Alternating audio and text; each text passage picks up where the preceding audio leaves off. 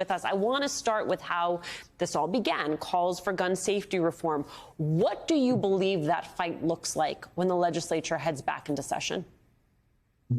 Our legislature has a responsibility to respond to the over 80% of Tennesseans who want to see something done about gun reform, who want to see something done about the horrible statistic that gun violence kills more of our children than car accidents or cancers, the leading cause of death for a child under the age of 18 in our state. I believe the special session is an opportunity for us to prioritize the voices of our communities, our children, our parents, our elders who want to see action taken. The status quo of listening to the Tennessee Firearms Association and the American Firearms Association and the National Rifle Association by the Republican Party in Tennessee, the Speaker Cameron Sexton, the leader William Lambert, has only led to more tragedy, more heartache, and more pain. And we know that having more guns at our schoolhouse doors are not going to be a resolution.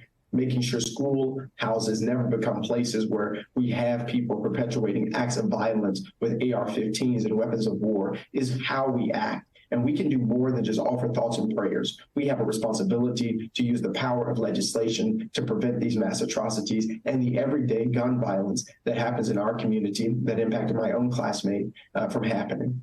Representative Pearson, I think part of the reason that what happened to you and what happened to your two fellow state lawmakers grabbed national attention was the fact that we are in a moment where our democracy feels very much in peril. And so the fact that there was an attack on democracy in your state, that you had Tennessee Republicans effectively nullifying the voices of your constituents when they expelled you in April.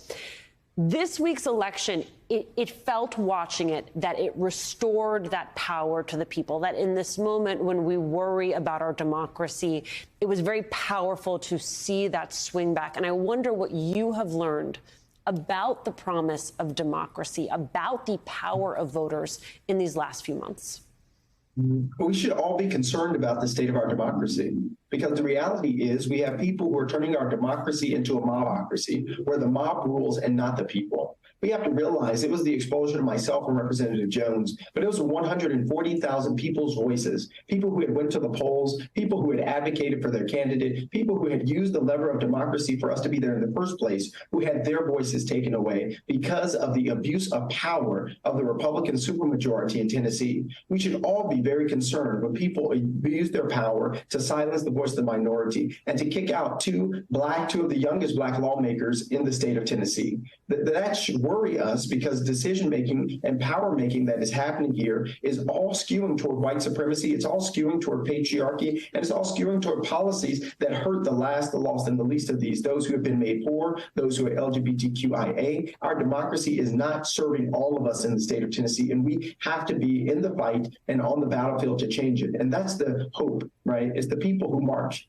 the people who protest, and the people who, even after their representative get expelled, say that I'm coming back. And in District 86, we saw more people go to the polls this time than ever before in the special election to make the statement clear to the Republican Party in Tennessee that you can't expel a movement.